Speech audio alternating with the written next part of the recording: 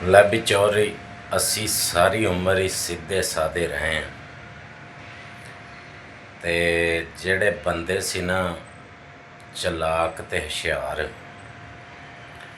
ਉਹ ਆਪਣਾ ਫਾਇਦਾ ਸਾਡੇ ਤੋਂ ਚੱਕ ਗਏ। ਅਸੀਂ ਉਹਨਾਂ ਦੀਆਂ ਗੱਲਾਂ ਮੰਨਦੇ ਰਹੇ, ਜਿਵੇਂ ਉਹਨਾਂ ਨੇ ਸਾਨੂੰ ਗੱਲਾਂ ਲਾਈ ਰੱਖਿਆ, ਅਸੀਂ ਗੱਲਾਂ ਮੰਨ ਕੇ ਚੱਲਦੇ ਰਹੇ।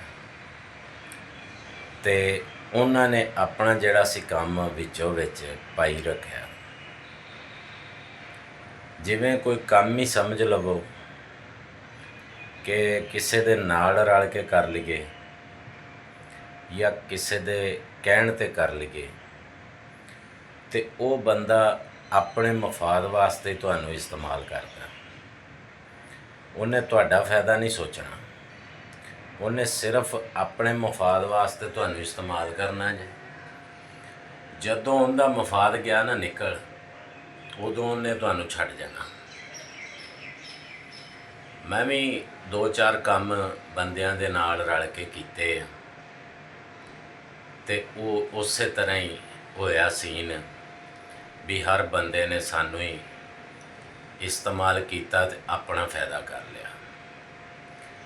ਤੇ ਗੱਲ ਇਹ ਆ ਵੀ ਮੈਂ ਤਾਂ ਇਹ ਕਹਾਂਗਾ ਵੀ ਜ਼ਿੰਦਗੀ 'ਚ ਕਦੀ ਵੀ ਕਿਸੇ ਦੇ ਨਾਂ ਦੇ ਪਿੱਛੇ ਲੱਗੋ ਤੇ ਕਿਸੇ ਦੇ ਨਾਂ ਕਦੀ ਰਲ ਕੇ ਨਾਲ ਕੋਈ ਕੰਮ ਕਰੋ। ਭਾਵੇਂ ਤੁਸੀਂ 5 ਰੁਪਈਆਂ ਦਾ ਵੀ ਕੋਈ ਕਾਰੋਬਾਰ ਕਰਨਾ ਨਾ, ਤੇ ਉਹ ਚੌਧਰੀ ਆਪ ਕਰੋ।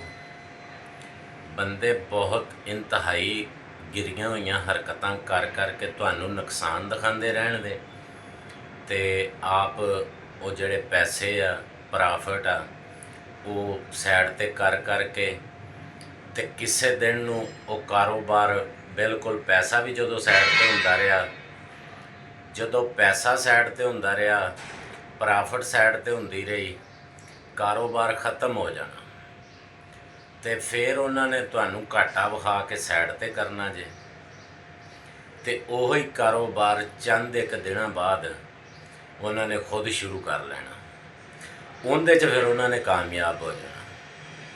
ਤੇ ਇਸ ਕਰਕੇ ਕਹਿਣਾ ਵੀ ਅਸੀਂ ਤਾਂ ਸਾਰੀ ਉਮਰ ਸਿੱਧੇ ਸਾਦੇ ਰਹੇ ਹਾਂ, ਤੇ ਜਿਹੜੇ ਚਲਾਕ ਤੇ ਹੁਸ਼ਿਆਰ ਬੰਦੇ ਸੀ ਨਾ, ਉਹ ਆਪਣਾ ਫਾਇਦਾ ਲੈ ਗਏ।